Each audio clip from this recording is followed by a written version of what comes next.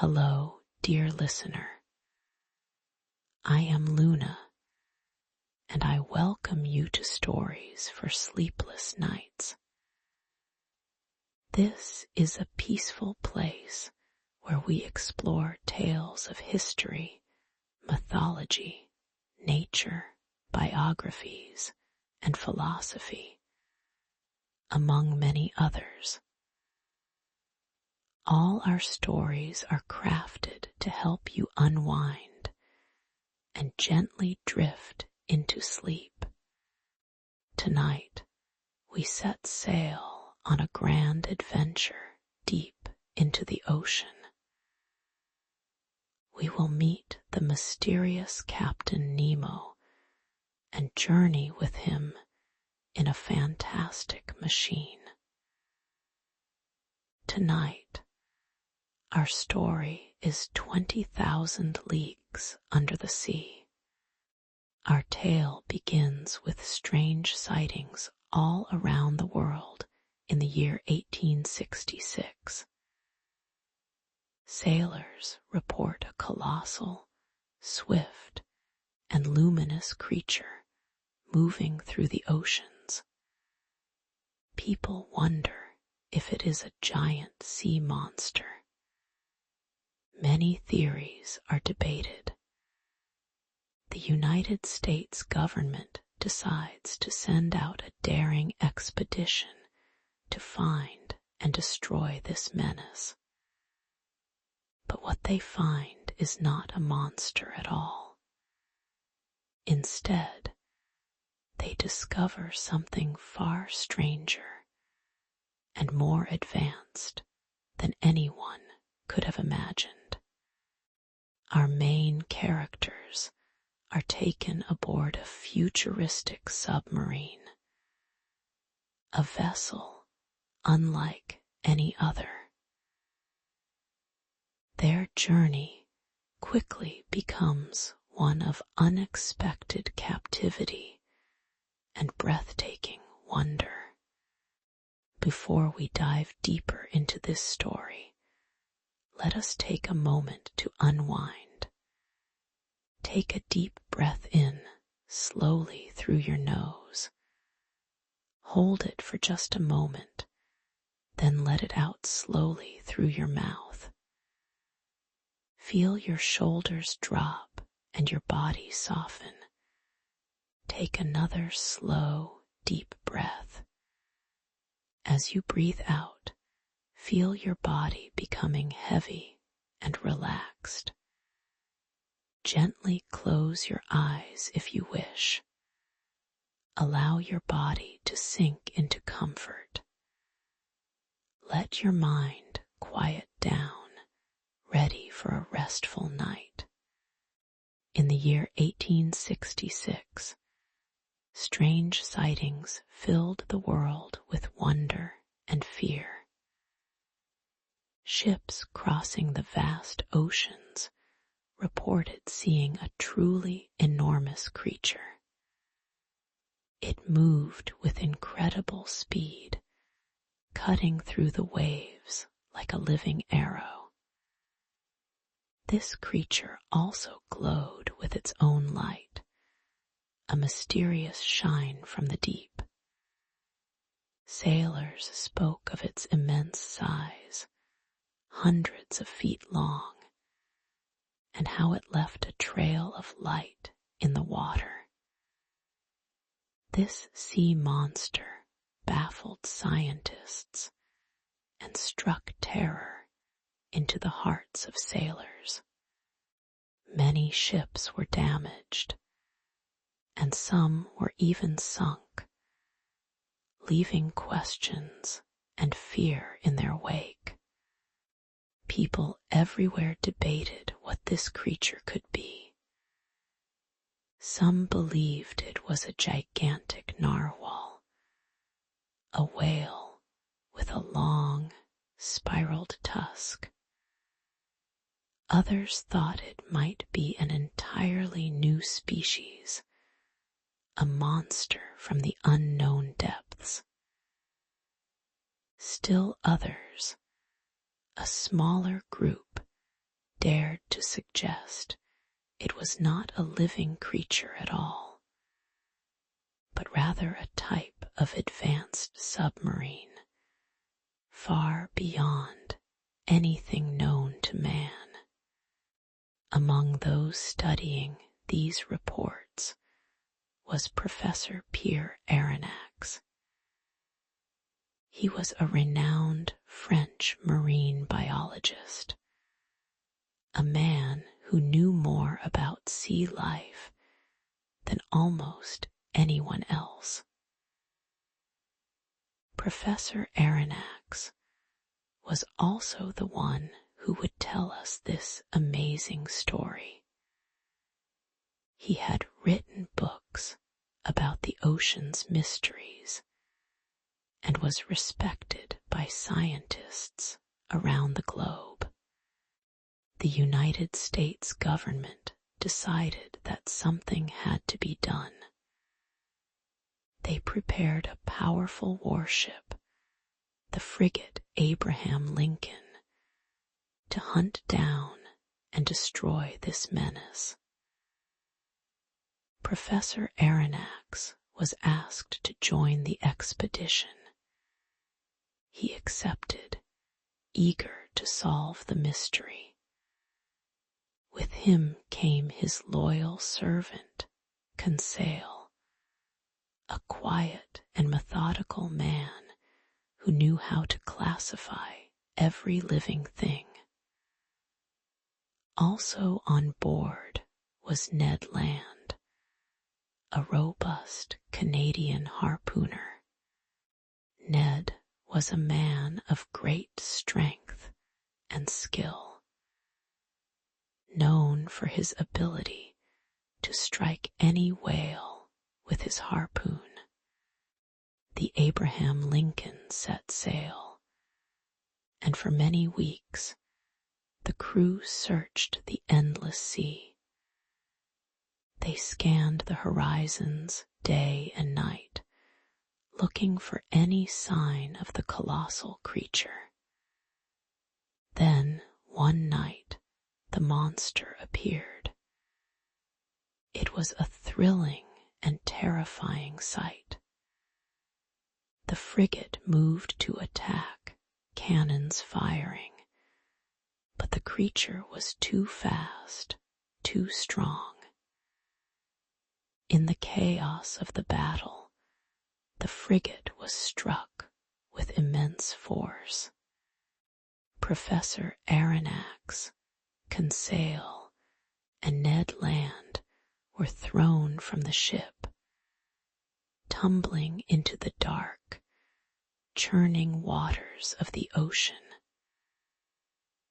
They were alone in the vast, cold sea.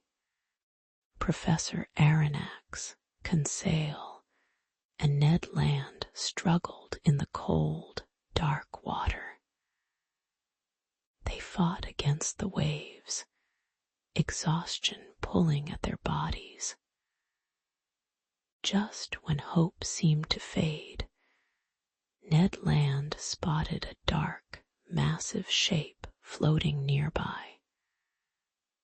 With a final surge of strength, they swam towards it, reaching out and pulling themselves onto its slippery, metal surface.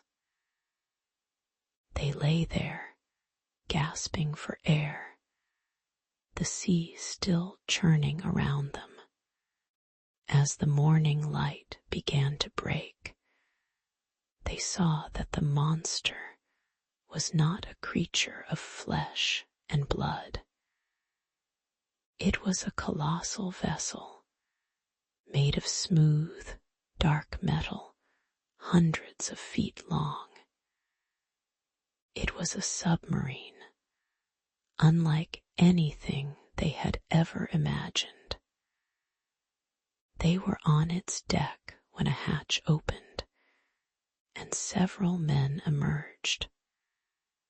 They were quickly taken inside, into a world of polished steel and soft light. This incredible machine was called the asterisk Nautilus asterisk, and its commander was Captain Nemo. He was a man of medium height, with a piercing gaze and a calm, unreadable face. His intelligence shone in his eyes, but a deep sadness seemed to live there too. He spoke with a quiet authority, and his words made it clear that he was the absolute master of this underwater domain. Captain Nemo explained his radical way of life. He had chosen to leave the world above the waves, to live in self-imposed exile beneath the ocean. He rejected the laws and conflicts of human society on land. For him, the ocean was a place of true freedom, a world apart from the troubles of mankind. He felt a deep, almost sacred connection to the sea and its vast mysteries. Aronnax, Conseil, and Ned Land listened with a mix of awe and fear. They understood their new reality. They were no longer simply rescued men. They were now guests, or perhaps prisoners, aboard this technological marvel. Captain Nemo offered them a choice. They could live on the asterisk Nautilus and explore the ocean's wonders, but they could never return to the surface world. Their lives would be spent in the depths, away from all they knew. The interior of the Nautilus was breathtaking. It was a place of grandeur and luxury, far beyond what any ship on the surface could offer. There was a vast library filled with thousands of books from every corner of the world, their spines gleaming. Adjoining it was a museum, showcasing a stunning collection of marine specimens, shells, corals, and unique artifacts gathered from the ocean floor.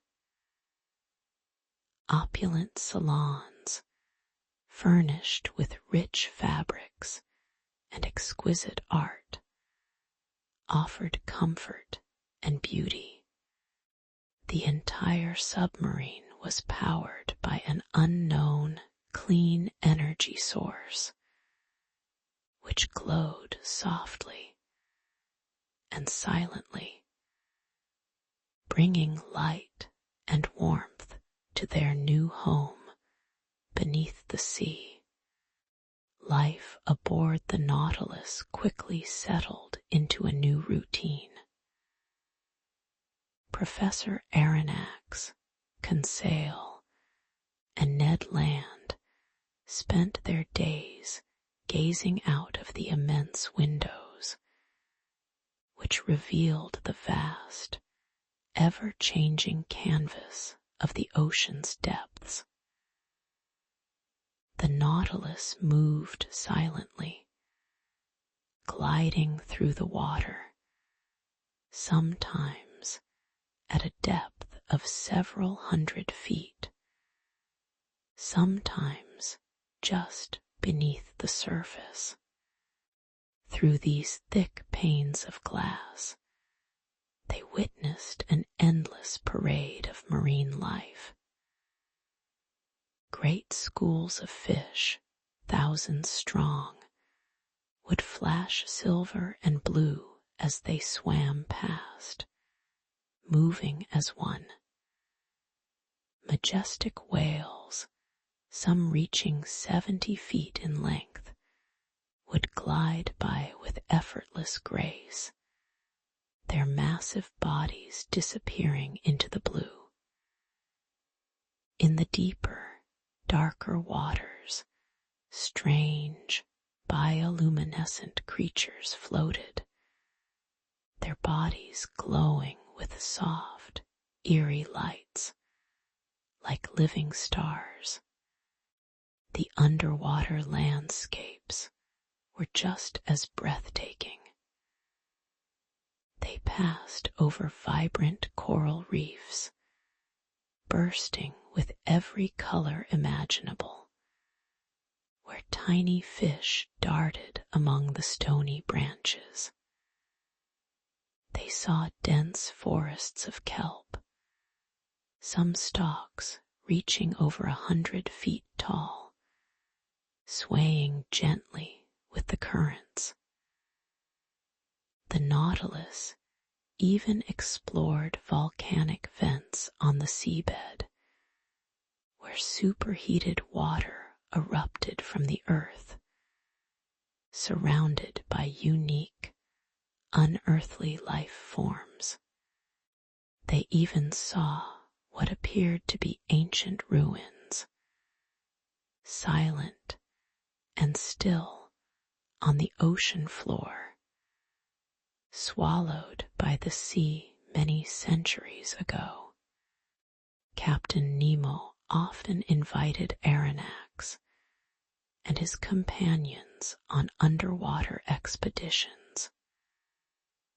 Dressed in sophisticated diving suits, which allowed them to breathe and move freely, they would step out of the Nautilus and walk upon the seabed. They gathered unique specimens, marveling at the strange plants and animals that lived in this hidden world. Nemo would point out unusual shells, rare corals, and fascinating creatures, explaining their habits and their place in the ocean's ecosystem. Captain Nemo's knowledge of the ocean was truly profound. He knew the names of every fish, every plant, every geological formation. He spoke of the ocean with a deep passion, almost a reverence. He saw it not just as a place of scientific wonder, but as a living, breathing entity, full of secrets and beauty. He would often describe the intricate details of marine life, showing his immense understanding and love for the underwater world. Professor Aronnax found himself torn. His scientific mind was utterly fascinated by these wonders. He saw more in a single day than most marine biologists saw in a lifetime. Yet, beneath the awe, a growing unease stirred within him.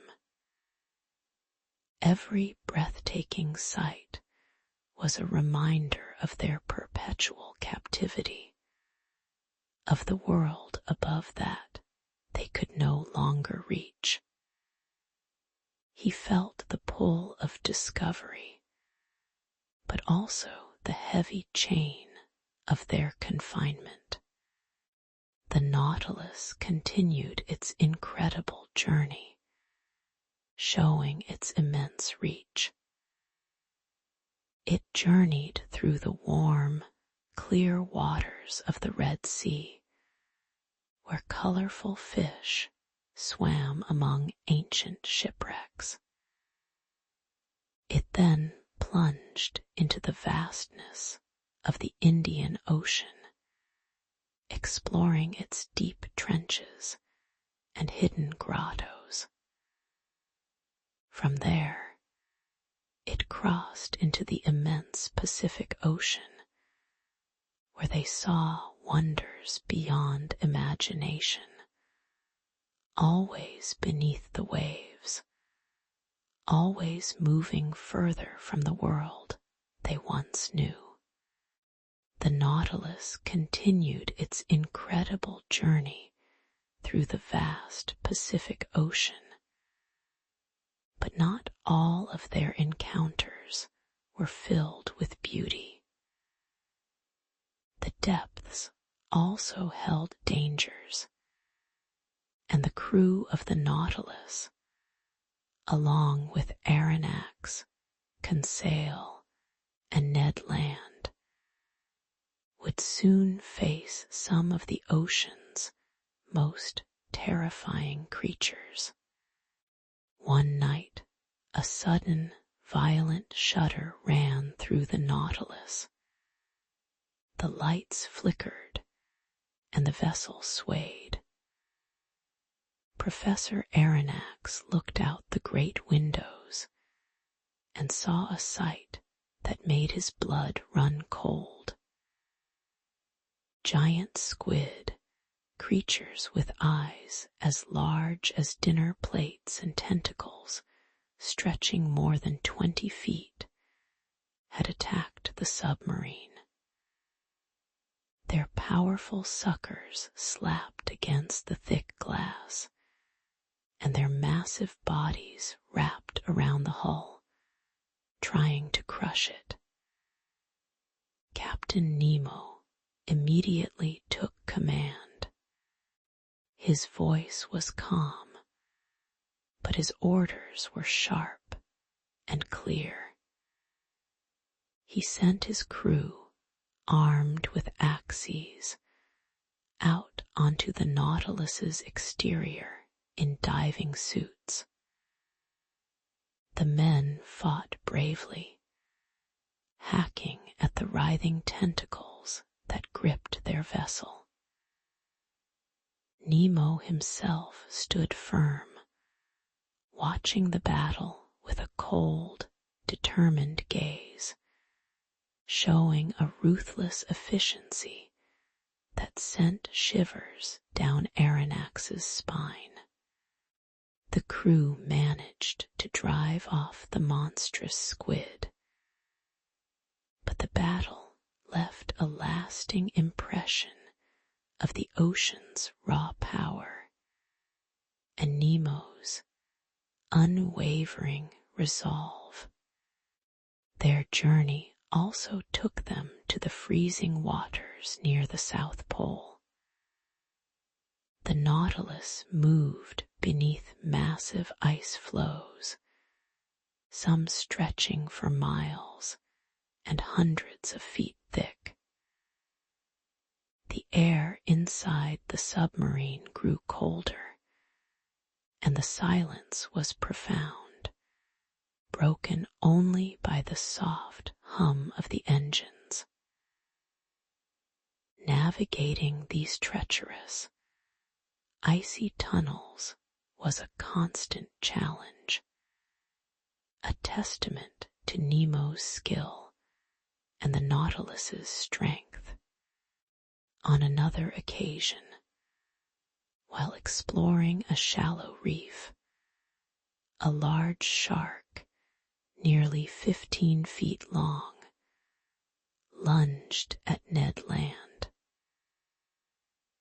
The harpooner, quick as a flash, managed to fend it off with a sharp jab from his diving spear, a close call that reminded them all of the ever-present dangers. As these dangerous encounters piled up, Captain Nemo's behavior became more mysterious. Sometimes he would retreat into his cabin for days, emerging with a distant look in his eyes, a deep sadness etched onto his face. He would stare out at the ocean as if remembering a great loss. His hatred for the surface world seemed to grow with each passing day, hinting at a hidden sorrow and a powerful desire for vengeance that fueled his every action. The Nautilus also made incredible discoveries. They explored what Captain Nemo claimed was the legendary sunken city of Atlantis, its ancient ruins lying silent and still on the seabed, covered in centuries of marine growth. The Nautilus even traveled beneath the vast ice cap to reach the very South Pole, a feat of exploration no one on the surface had ever dreamed possible. Despite these wonders, Ned Land's frustration grew. He was a man of the open air, and the endless captivity beneath the waves chafed at his spirit. He often looked at the surface through the periscope, his eyes filled with longing. He spoke constantly of escape, trying to convince Aronnax and Conseil to join him in a desperate bid for freedom. Professor Aronnax continued to struggle with his feelings. He was captivated by Nemo's genius, by the incredible wonders he revealed, and by the scientific knowledge he shared. Yet, a growing unease settled in his heart. He witnessed Nemo's cold, calculated attacks on surface ships, vessels that belonged to the world above, the world Aronnax longed to return to. These violent acts, carried out without mercy, deeply disturbed the professor, creating a profound conflict between his scientific admiration and his moral conscience. Captain Nemo's dark side, which Professor Aronnax had glimpsed in his attacks on surface ships, now began to consume him entirely. He became more distant, his eyes often burning with a fierce, unsettling fire. The Nautilus, once a vessel of wonder, transformed into an instrument of vengeance. Captain Nemo's commands grew harsher, and his attacks on surface vessels became more frequent and destructive. The submarine would rise swiftly, a silent predator, then plunge its powerful ram into the hull of an unsuspecting ship. The sound of splintering wood and twisted metal echoed through the water, a terrifying symphony of destruction. Aronnax, Conseil, and Ned Land watched these acts with growing horror, knowing that their lives were in increasing danger. Ned Land's pleas for escape grew more desperate. He pointed out the growing danger, the madness in Nemo's eyes. Professor Aronnax and Conseil knew he was right. Their lives were no longer safe aboard the Nautilus. They began to whisper plans in secret, waiting for any opportunity, any weakness in Nemo's vigilant watch. The constant attacks and Nemo's unpredictable moods made every moment a test of their courage. The Nautilus was now in the North Atlantic, pushing northward with great speed. One day, the ocean grew wild. The currents pulled them faster and faster, and the waves outside the great windows churned with immense power. The crew became visibly uneasy, their faces etched with fear. They were approaching the legendary maelstrom, a colossal whirlpool known for its destructive force, off the coast of Norway. Suddenly, the Nautilus was caught in its grip. The submarine spun around, tossed like a toy in a giant's hand. Water roared against the hull, and the vessel groaned under the immense pressure of the swirling vortex. Inside, everything was thrown about. Aronnax, Conseil, and Ned Land held on tight, fear gripping their hearts as the maelstrom threatened to tear the mighty submarine apart.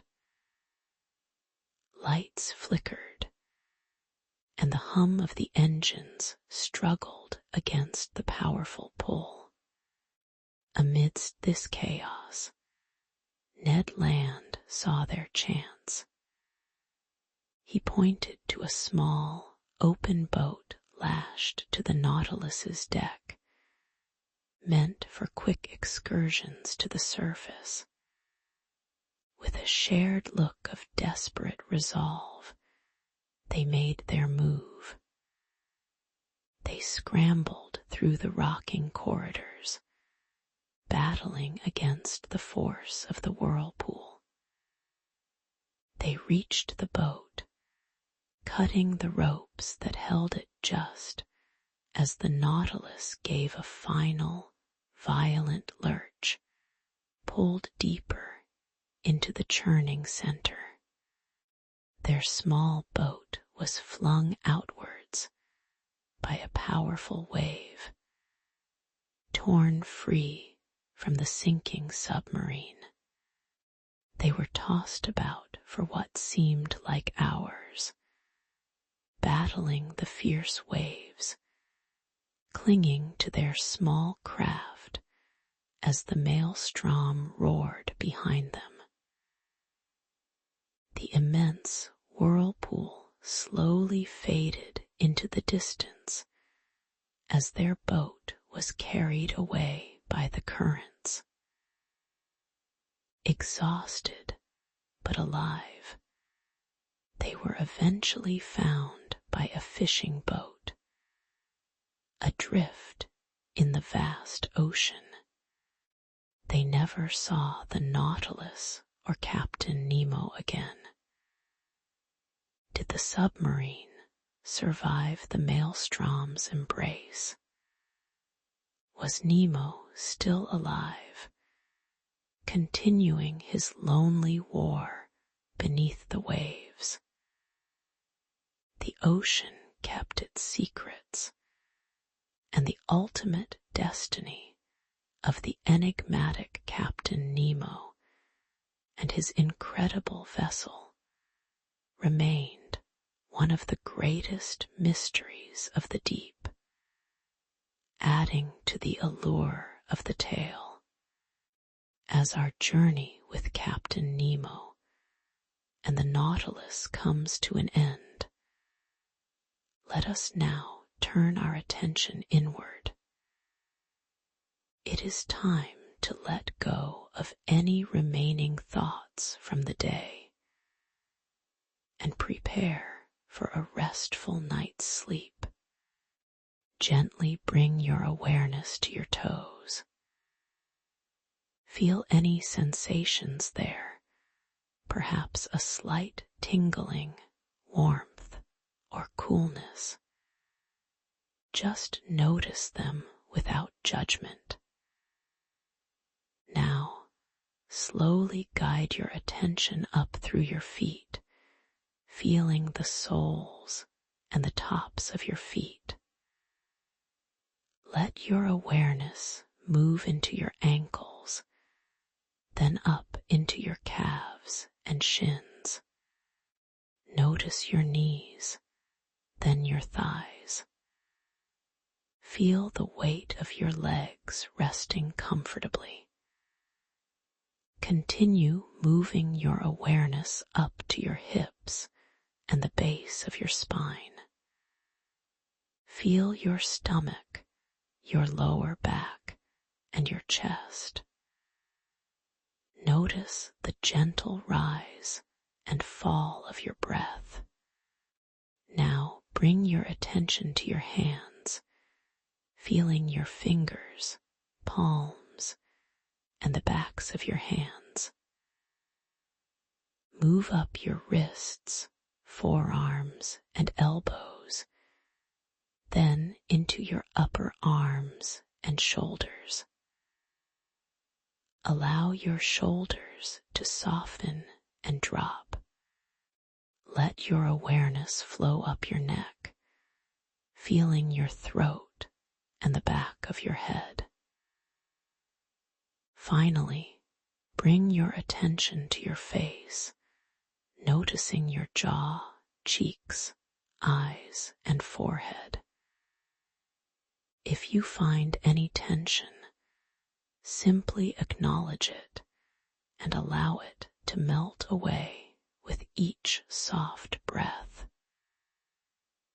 Feel the pleasant heaviness of your body sinking deeper into your bed, supported and completely at ease. I hope you enjoyed this episode of Stories for Sleepless Nights, and that it provided a peaceful escape, helping you find the rest you deserve. You can find Stories for Sleepless Nights on Spotify and YouTube. If you have any topics you would like us to explore in future stories, please feel free to suggest them in the comment box. Thank you for joining me tonight. I am Luna, and I hope to join you again soon for another tale. Until then, I wish you a very good night.